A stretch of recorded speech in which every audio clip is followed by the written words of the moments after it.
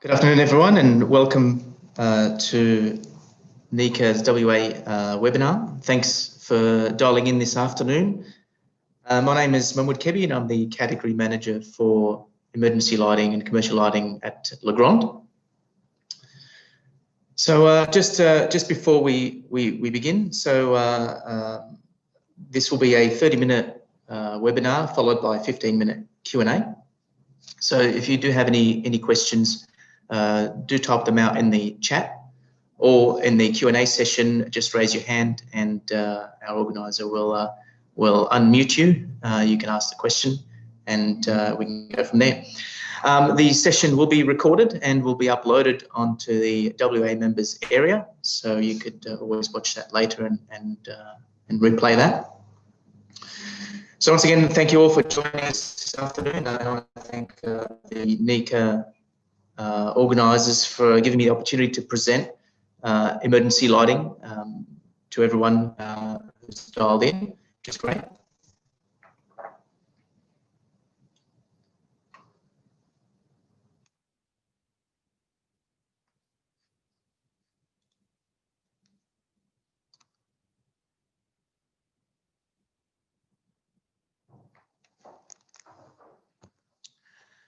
Okay, so just getting into the presentation, I'm going to be presenting, focusing on emergency lighting alone, and in there, I'm going to be talking about some of the introductions, definitions of emergency lighting, some of the standards, the updates that have happened recently, the installation, the testing, the maintenance, and finish off with some battery technology. And then in the last 15 minutes, I'll open up to some Q&A.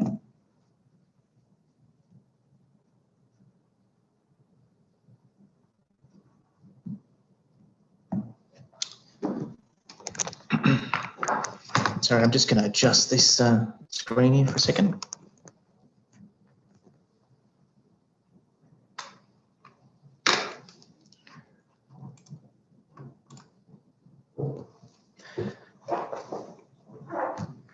So emergency lighting is actually governed by an Australian New Zealand standard, 2293. 2293 is split into three sections. Part 1, which is all about the installation itself. Part 2 is about the maintenance. And Part 3 is about product compliance and what are the requirements to have emergency lighting products comply there. So basically, installation, maintenance and product compliance are the three main parts. The standard was recently revised. There was a significant change recently that has been implemented in 2018 and 2019 since the 2005 update.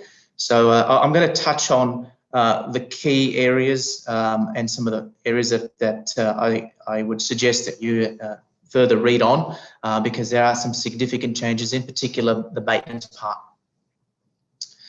A lot of clarification in terms of definitions and a reduction of reduced some of the confusion in some of the wording in the previous version. It's been modernised, included references to LEDs. The spacing tables have been adjusted to obviously incorporate LED technology and also talks about and addresses some technological advances as well.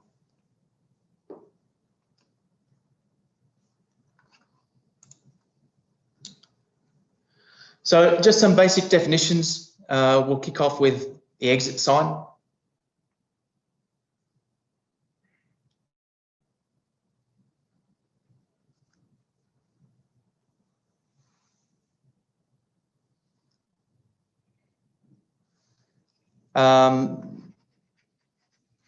So I've had a bit of a text in the chat that my screen is showing up as small. And I think you can click on a setting there to make it larger.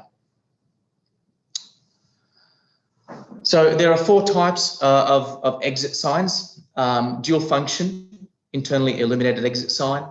There is an externally illuminated exit sign, internally illuminated, and low illuminance. So basically the first one is an exit sign that's got a light source that's on the inside, lights up the product, and makes a sign and also provides some light level onto the floor or the door area. So that actually contributes to the lighting level of the room. So that's a dual function because it's got two purposes, being a sign, and it adds to the lighting level. Then you've got an externally illuminated exit sign. There's not many of these around. It's basically an exit sign sticker on a wall, and it's got a light fitting that's on the outside of it, just shining down, constantly lit. Probably see those in the olden days, but not anymore. Haven't seen those in a long time. Then you've got an internally illuminated exit sign. So all that is just an internally lit sign. It does not contribute any lighting to the floor area. You'll probably see that in some of the decorative exit signs where they're just there to provide a signage and not contribute to the lighting level. And that's where you'd need a satellite or a non-maintained product close by. And the last one is the low illuminance exit sign, which is the black on green. And that's mainly used in theatres, cinemas, dark rooms, and these definitely don't have any light output to contribute to the area because we want that no glare. We want no glare in there.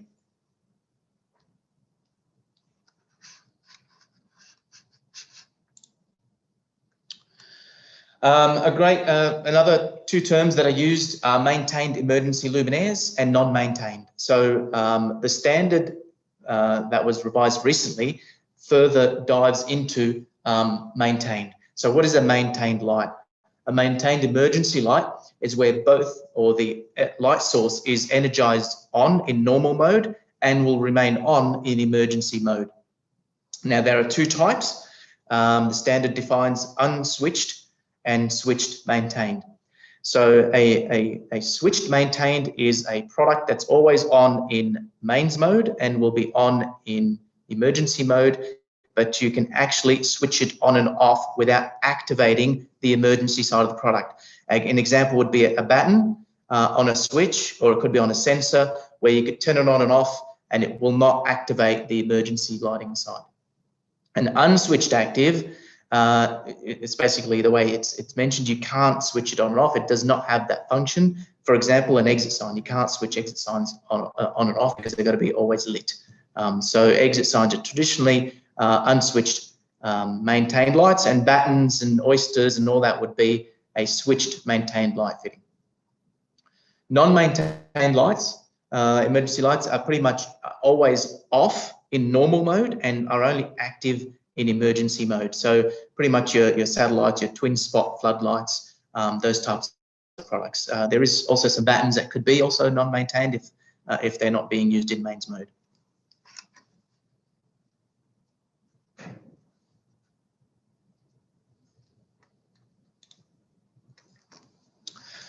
The standard also defines the pictogram. So as of 2006, the standard defined the running man as the decal to use moving forward. So gone are the days of the word exit. And the standard goes further into the sizes of exit signs. So you'll see on the slide there that there is different viewing distances: 16 meter, 24 meter, 32 meter. These viewing distances are linked to the size of the exit sign.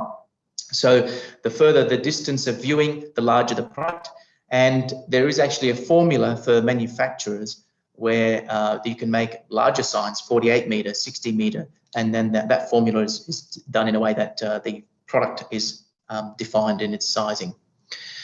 It's all of the decals that can be used in Australia and New Zealand are there: the running man straight, the left and the right, and then you've got the black on green. And you could also position them vertically, so on top of one another. So you've got the running man straight with its arrow underneath. You could also have exit signs that are positioned that way. What I wanted to highlight is in the previous when we had the word exit, you used to have two arrows on either side. This is no longer the case. If there is exits on both sides, you will need to install two exit signs, one pointing right, one pointing left.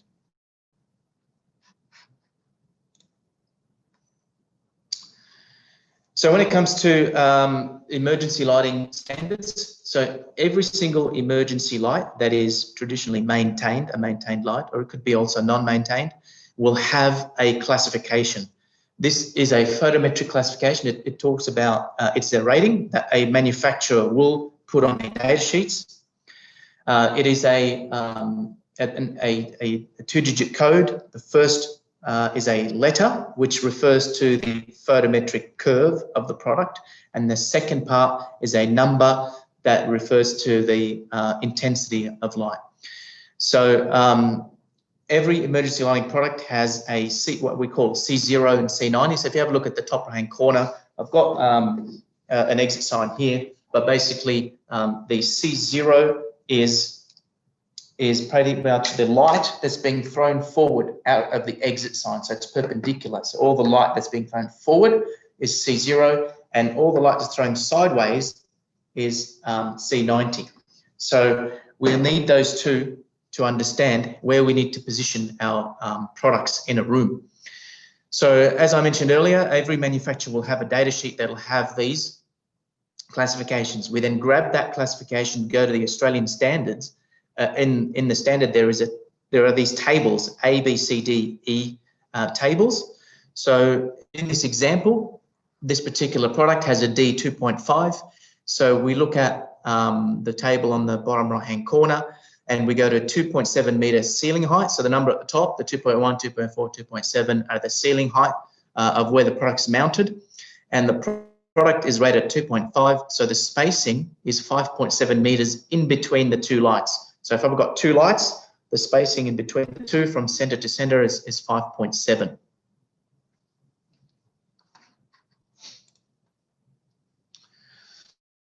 The standard further clarifies, it was mentioned in the older version, but it wasn't clear, it was quite confusing. There are some grey shaded areas in that table, as you can see. These grey shaded areas indicate that the area that's being lit is greater than 500 square meters. You can't have one light fitting managing an area larger than 500 squares, because if you say you were depending on one light to cover 1,000 squares, that's a big area for one emergency light. Let's say it went faulty for some reason during emergency mode, then you've got a big area of darkness. So the standard says you need to use more than one light if you've hit that 500 square meter rule, and you will hit that rule in those grey shaded areas.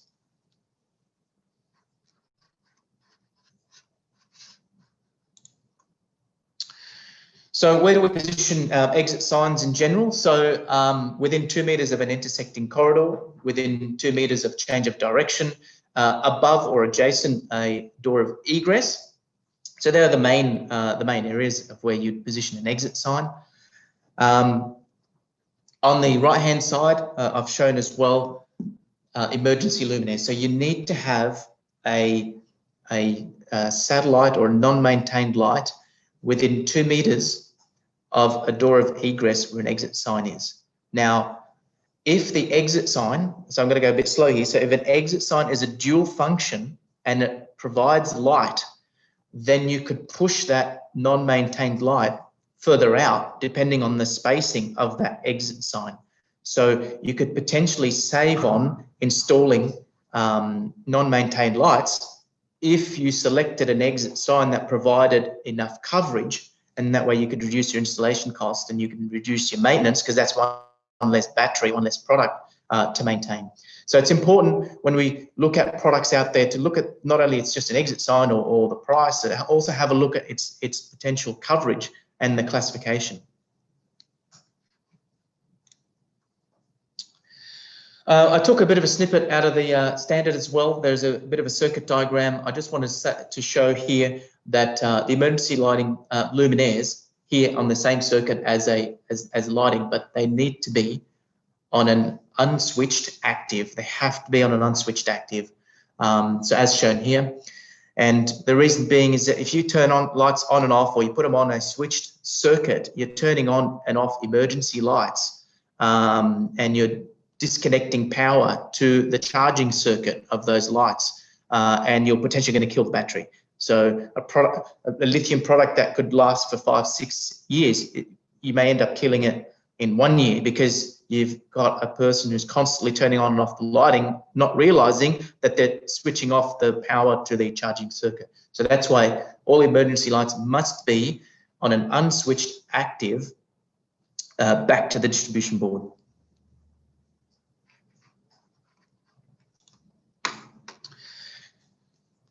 The other thing I want to point out is emergency lights. So emergency lights will all have an LED battery charging indicator LED. The standard says it's either a green LED or a red LED. They're the only two colors that are allowed to be used for a battery status indicator. All emergency lights must have that logo, emergency lighting symbol there, and that's purely for and helping the maintenance person identify if that product is an emergency light, and it must be visible. It can't be hidden behind a gear tray or anything. It needs to be visible on the outside of the product. All emergency lights will have a test switch as well, an onboard test switch, and that's all part of the standard. So this is again for maintenance. So when maintenance is done, the battery's changed. When you're still up that ladder, you can push that button and you can see whether the circuit switches across into battery mode immediately or not without literally switching off the main circuit board. So that's the intention of having an onboard test switch. So if there are products out there that don't have, I suppose these high-level 3 key functions, then that product is probably not approved for 2293. Or if they wanted to import a product, then they need to get a fire engineer to certify that that product is safe to use under Australia, New Zealand conditions, which is quite a rare case, to be honest. So. Another little snippet I took, because it's some of the questions that I get asked, is about remote gear. And the standard has clarified this. Previously, there was a lot of confusion. So in this is a typical product where it's a remote gear. It's used in a freezer application. The gear is remote outside the freezer room. And the standard says you must use a fire-rated cable if that distance of remote gear is more than 10 meters. So up to 10 meters, you can use the existing cabling that's being supplied. But if you're extending that further, 15 meters, 20 odd meters, anything above 10 meters, then you must have a fire-rated cable.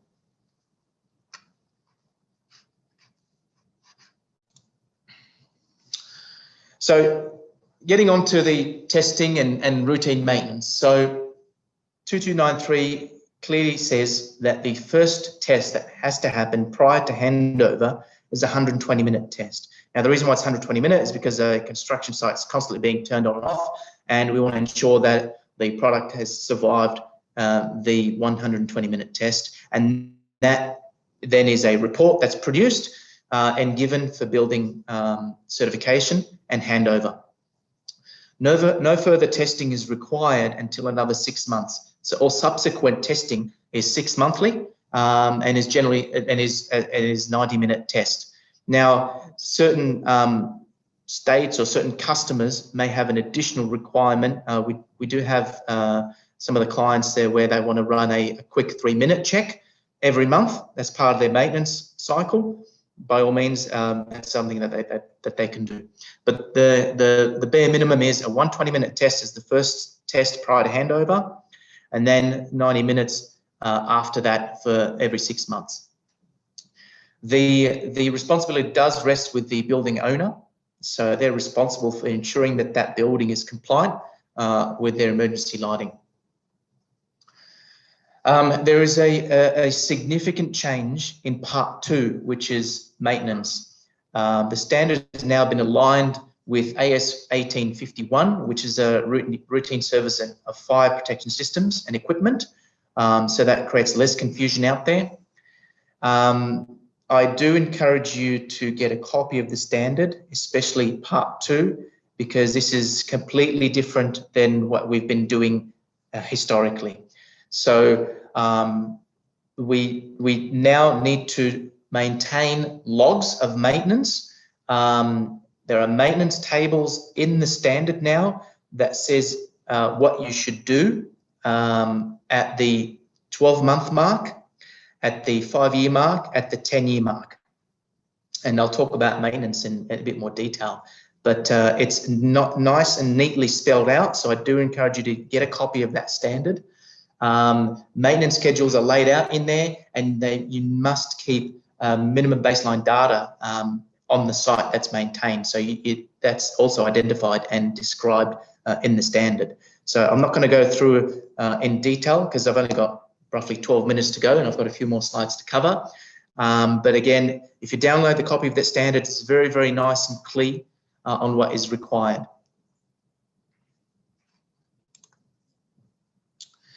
So types of testing out there. So there are 3 types. There is the manual test, the auto switch, which sits in the distribution board. You activate that switch, you wait your 90 minutes and you walk around the building. Ideally, it's good for small installations up to about 50 lights, because you do have to wait that 90 minutes and then you need to walk around and make sure that the products are still operating and are on, and then you need to record those one by one. There is in the market as well self-test. So for small, medium-sized installations under 100 lights, that would work too. So what self-test does is that the light fitting itself goes through its own little diagnostics, and through an additional LED that's on board, it's a communication LED. It could be like flashing certain codes to tell the maintenance contractor it needs to be changed. But at the end of the day, there's no need to switch off the distribution board, or you don't need a test switch anymore in the DB for that. You just need to turn up to site in that 6-month period, and you still need to walk around that building to identify which lights need some maintenance. And the third way of testing is monitored systems. So traditionally for medium and large sites, a monitored system is the way to go. Why is that? Is because you've got about over 100 lights and you need to walk around physically. Imagine if you're in an airport, you need to get security clearance. And even after the 90 minutes, by the time you get to that 100th light, it's probably done over 90 minutes and it's probably failed. Or by the time you attend or you visit that light, it'll be switched off because the battery's finished, and you'll record that as a maintenance to say battery needs to be changed. So it's to be honest, it's a no-brainer if you've got more than 100 lights to go with a system, because the system also tells you which light in which location. So that way maintenance can be simple, quick and fast. You just go straight there and do the maintenance operation that's needed.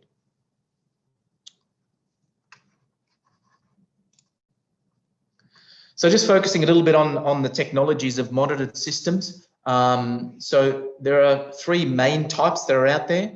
There's a power line system, which is basically every single light is communicated to via a power line transmission. So the signal is sent to each light to go into test mode, or the data is collected all through the 240 volt cable. Now, that is quite an old style technology, because more and more devices are being connected, smart products, and it's making that 240 volt line quite noisy. So the lights may not hear the signal that's coming through. So traditionally, a power line system works really well when you run a separate active all the way to those lights. So you're running 2 sets of wiring there. But as I said, it's quite a dated technology, but it's out there. The other type of wired technology is DALI. So DALI is a 2-wire bus system. So each individual light requires a DALI input, 2 wires, and then each gateway, DALI gateway, can only address 64 lights, and they all need to be commissioned and given names and addresses, etc. And then you've got the wireless systems out there, whether it be Wi-Fi, whether it be a proprietary RF or LoRa RF. Basically, each light is installed as normal. Again, an unswitched active from the distribution board, but each light would traditionally have an integrated antenna, and there would be some form of gateway where these lights communicate. Wireless systems are the way to go moving forward, because it helps you in terms of maintenance, building extensions, refurbs. You can just move lights around without rewiring the data cable. So they're the technologies that are out there for monitored systems. And so I'm not going to go through every single one. There's pros and cons and details, but the wireless systems is a way of the future with smart devices and everything going wireless. That is literally the way to go. So I took a bit of a snippet on the maintenance part. So getting back to part 2 of the maintenance. So this is the table for 6 monthly service and what you actually need to do at the 6-month time. So after you've run your 90-minute test, you then need to go through this table and observe what is needed to be done. I'm not going to go through every single one. You can you'll have a copy of the presentation, and please do download a copy of the standard, because it will help you a lot and it will help you in your business moving forward. But what I wanted to highlight is some of the important things that have changed dramatically. So there is a term that was introduced in the standard, which is light source life for maintained luminaires. So this is battens that are always on, exit signs that are always on. So the light source life must be declared by the manufacturer, because there is a difference if a manufacturer declares the light source life and if they don't, because it does impact what you need to do in terms of maintenance. So if I have a look, let's just assume a manufacturer publishes their light source life. I do want to focus a few minutes on this because it's important. So if at the end of the light source life, the ongoing performance of the installed maintained emergency light shall be tested. So if it's at the end of 50,000 hours, you need to test a light fitting. How you test the light fitting is in 3.5.2.4. If the installation is under 100 lights, you take one sample. You need to physically take a sample off site, get it tested, and make sure that it still complies with the original install. Why is this happening? Is because LEDs are different than fluorescent and different than incandescent. Because as soon as you switch on an LED, its light output degrades over time. So what you want to make sure is that the spacing in that building, the light level is still the same at the end of the light source life. And if it's not, then it needs to be changed. So if you're using a bad quality LED, for example, you may not be able to see the exit sign being lit. So it's important. Now, where the supplier or the manufacturer does not declare the light source life, then this testing actually needs to happen annually. So you can just imagine the cost that's involved now to get a light fitting off site, get it tested at a laboratory. So you need to incorporate all this in your maintenance regime, because it'll be a cost to you, which then you need to pass on to the end client in terms of cost of maintenance. So this is also helping to filter out bad quality product, because they need to publish the light source life for 50,000 hours, 100,000 hours, or whatever it is. Because if they don't do that, then you won't have a log of when you installed it and then how long it's actually been operating to be able to get yourself a decent proof and evidence to say that this product is still okay to use. Because if it's not published, then this maintenance has to happen annually, and it will be an annoyance, not only to the end client, but it'll be an additional annual fee. So it's important. It's important that we show and get the right level of information from our emergency lighting players. So yeah, so this is the biggest change, and I do encourage you to download that standard. I've got probably another minute or two, and then we'll open up to questions. So battery technology is out there. So just want to introduce the term memory effect.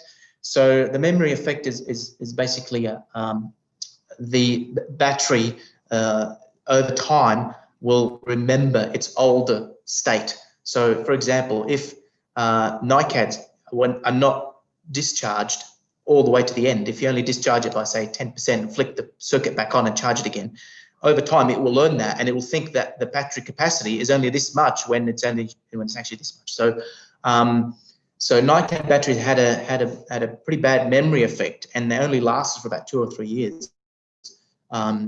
And they needed to be discharged all the way to the end. Lithium batteries, on the other hand, don't have that issue, and we do not want to deep discharge a lithium battery, because then that will actually reduce the life of a lithium. So lithium batteries don't have that problem as NiCads. So so that's a huge advantage with lithium battery. And the market, emergency lighting has gone through a phase of using lead acid batteries, nickel cadmium, nickel metal hydride, lithium ion batteries is now, and the market's shifted heavily towards lithium ion. It is literally the battery of choice for emergency lighting. It's doesn't have any memory effect. It's an environmentally friendly battery. It is literally the way to go. We haven't seen a lot of NiCad or lead acid product in the market for a while, but there will be a lot installed for maintenance, so just keep an eye on that. And as a pointer, you can't just simply change a battery inside an emergency product from a NiCad to lithium. Both are different charging circuits. You do need to change the light fitting across, so just keep that in mind.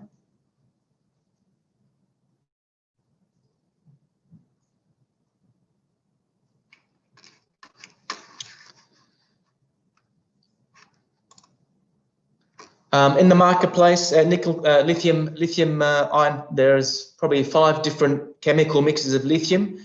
The main manufacturers are literally focusing on lithium iron phosphate. It doesn't mean the other technologies are bad. It just means that the market is heavily focused on lithium iron phosphate. We see it as a bit more of a safer technology. You do need further protection on the circuit if you're using other potential mixes. But as I said, the main players are using lithium iron phosphate, and it's pretty much the way to go. And keep in mind that there is also warranties that are backing these products, so just keep an eye on that. So in summary, 2293 has changed dramatically. It's clarified a lot of things, especially on the maintenance side. I'll repeat myself. I do encourage you to get a copy of that standard, especially Part 2. It's important for maintenance. You need to maintain logs of baseline data. So it's not just the emergency test report of pass-fail. You now need to keep a maintenance log of what was basically the table that's in the standard, which identifies what you need to do at the 6-month or 5-year or the 10-year mark. You could just copy that and tick that off in your building. And lastly, there are photoluminescent signs out there which are not covered in this standard because they sit separately. I'm not going to go through the detail here, but Lighting Council has published a very good document about photoluminescent signs. These are pretty much glow-in-the-dark signs, like your glow-in-the-dark stickers. So there are interesting topics that are covered here. They're not the same as an exit sign because they do fade over time, but I encourage you to read this document when you have some time. And I'll open up the Q&A, and I believe I've already got a question through the chat.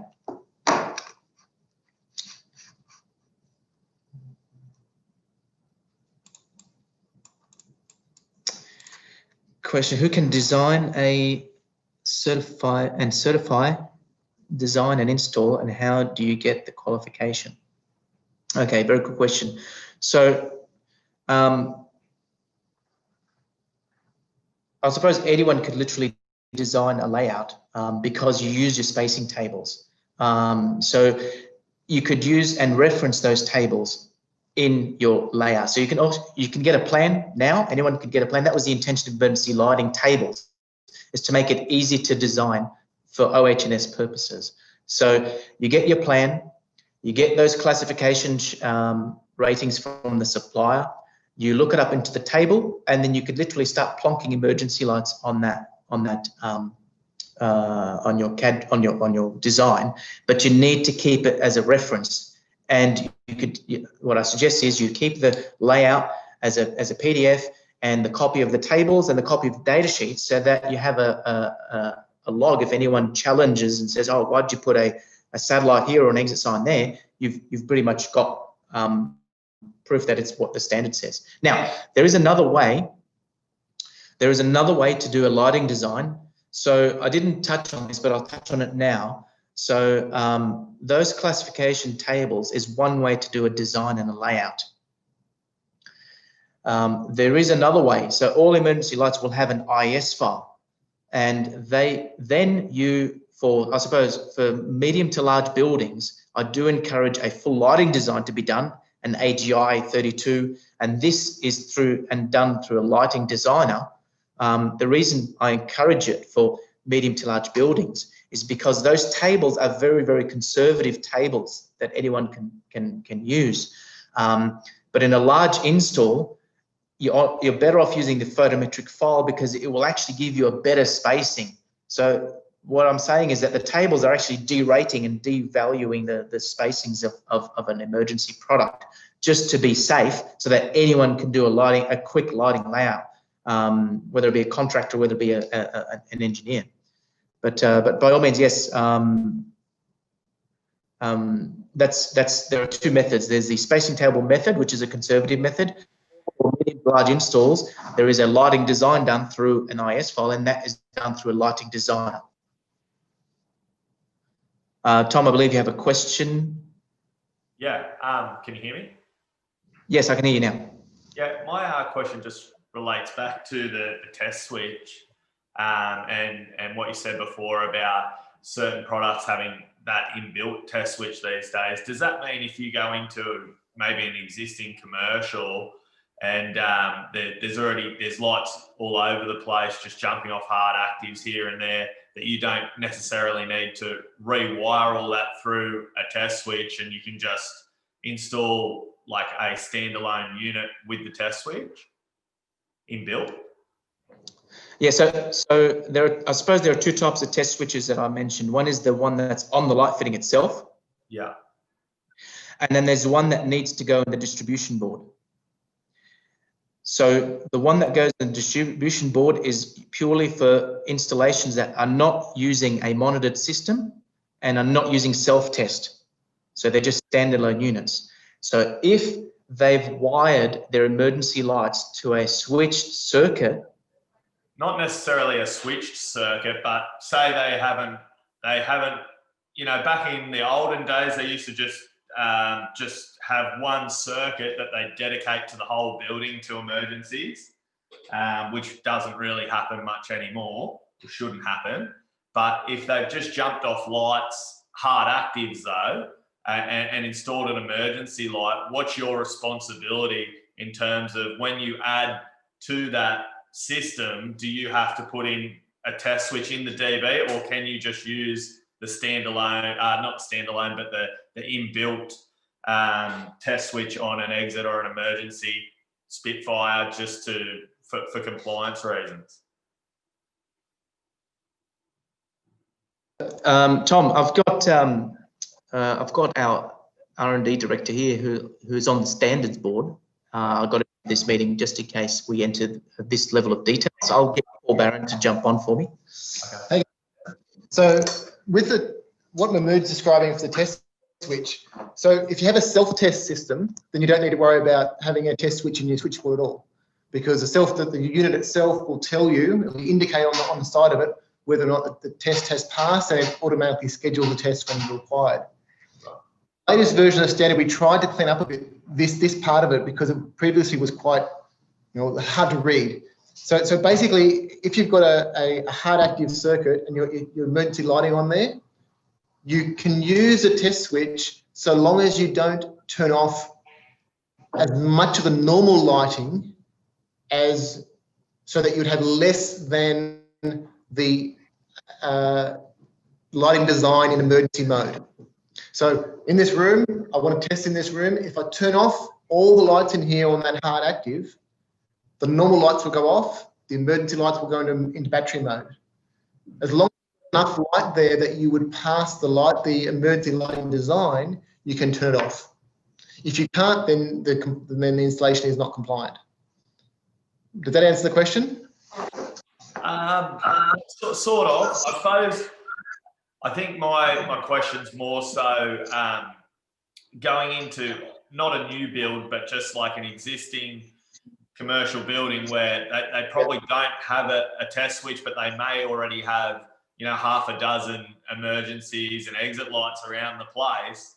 My question's more in terms of the compliance around what's my responsibility in that situation. If a builder cuts a door in and I add one more exit light, well, then is it my responsibility to go and rewire it all so that all of the emergency lighting in that room or in that installation is covered by a test switch? Or can I just get an exit light that simply has a button on the side that has a test switch and say, well, that complies?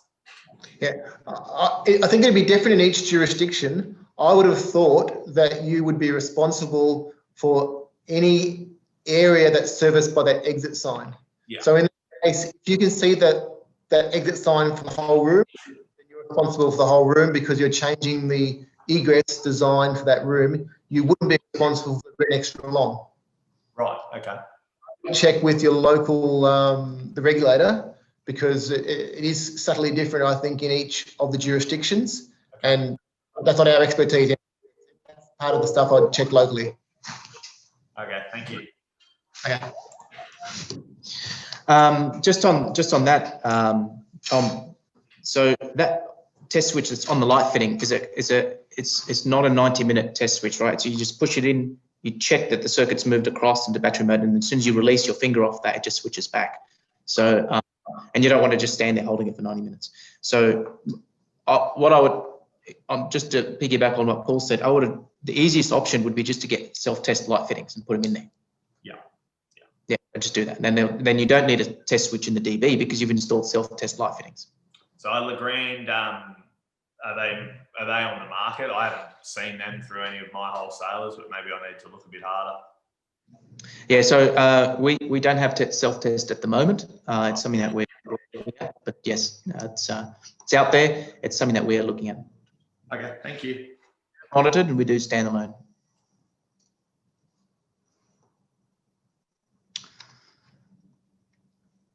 So I think we've got about 2 minutes to go. If anyone's got any further questions.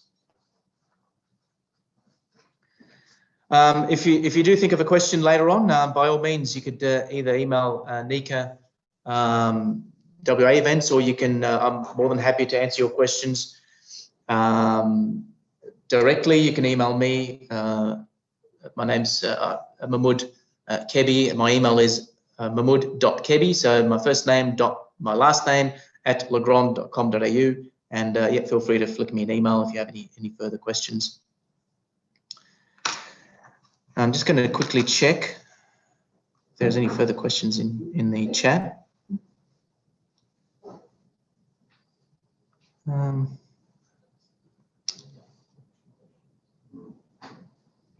don't see any further questions in here.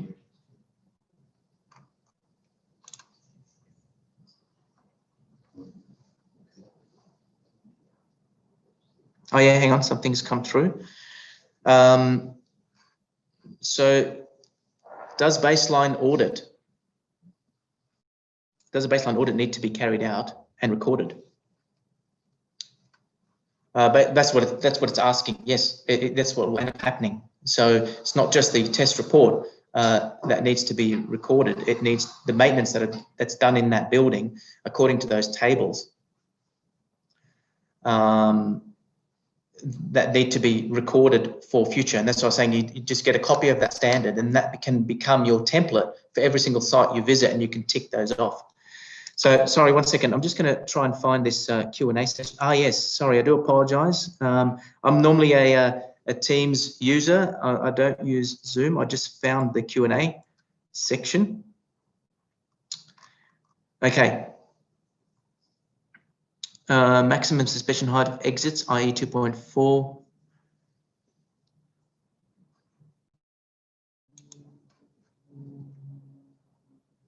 All right, so I've got a question here.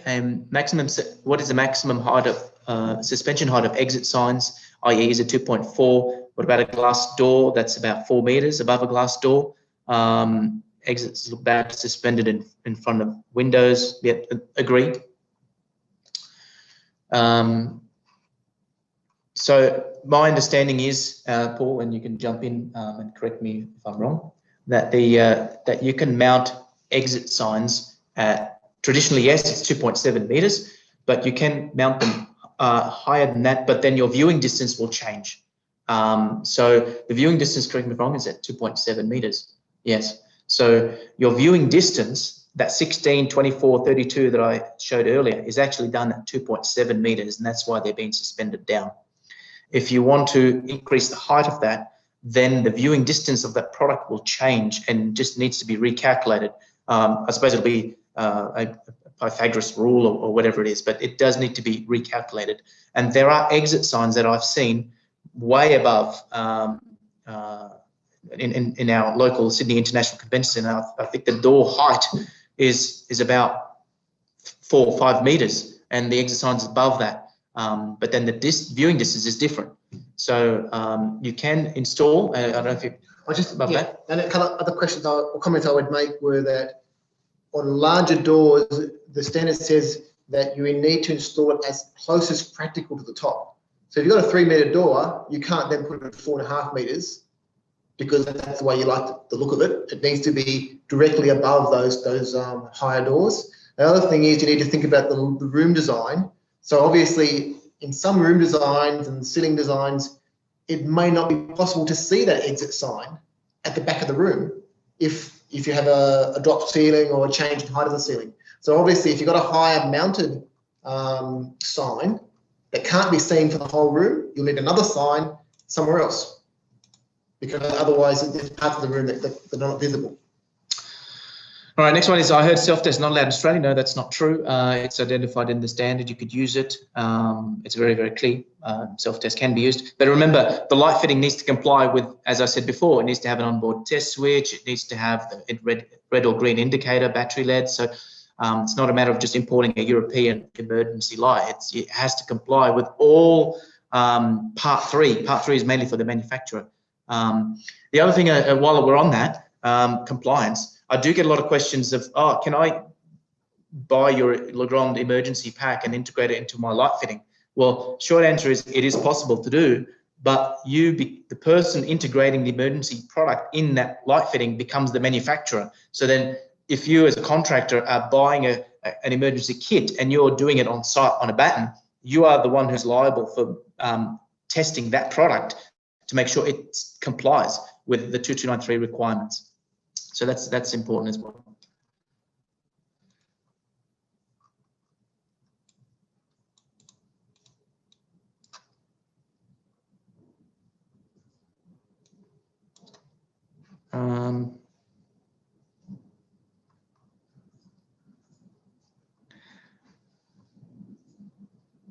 I'm just going to pick a couple here. There's a few here. I'm just wondering. Claire, is it easier to just download these and send them out to the group with answers? Because we could probably be here for another 20 odd minutes. I'm happy to stay here. I quite enjoy these discussions.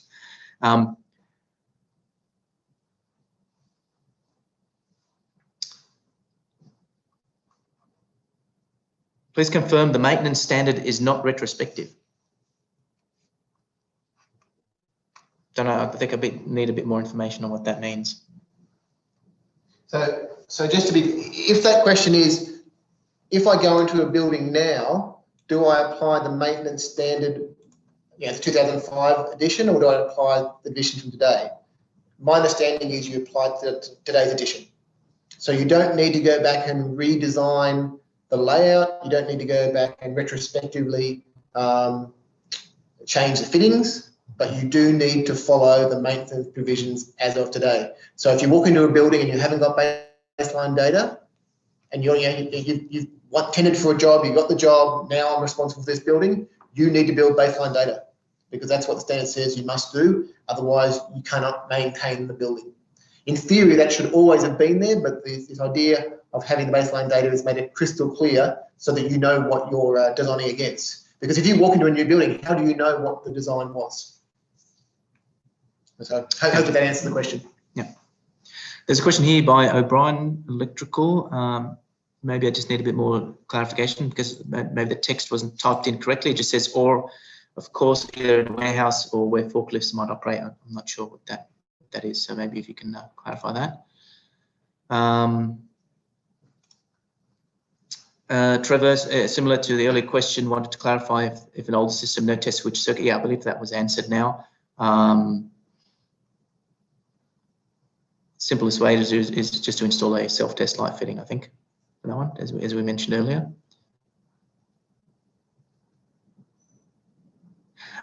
Okay, so for existing installs, does a baseline audit need to be carried out and recorded? I think you just highlighted that. I think it needs to, if no baseline data has been kept, then someone needs to do it now, and I suppose it starts from now. That becomes your baseline data.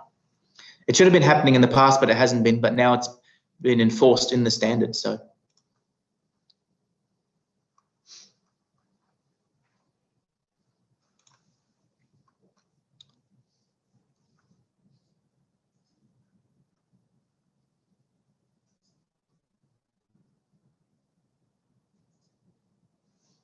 I believe we answered this one about the lighting circuit and how we back into the DB. There's a diagram there. So it needs to comply as per the standard. And if you've got a small install and they don't want to put it in the easiest solution is to put a self-test light fittings in. Otherwise, you do need to rewire that. So I don't think that's a feasible thing to do.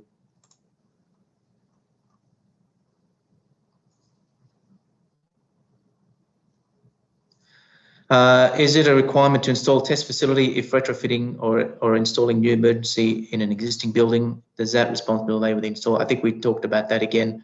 You know, the easiest way is to put in a self-test if the facilities of testing is not there, but you do need to have either in the one of the three testing facilities needs to be installed, whether it's a test switch in the DB or whether it's a self-test product or a monitored system. Keep in mind that if you're using a self-test product or a monitored system, you don't need a test switch in the distribution board.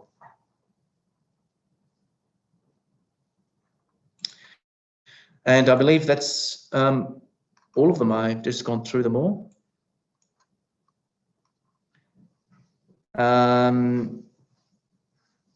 Yes, thank you. Look, I do thank you for joining us and dialing in. And I thank the organisers for organising this for me. And by all means, if you do have further questions, either myself or the events, I believe a message was sent to all participants there. Send it through the events, probably easier, and then we can collate them and answer back. And we appreciate you dialing in, and thank you all. And I hope you have a good day over there in WA or wherever you've dialed in. And thanks for your time.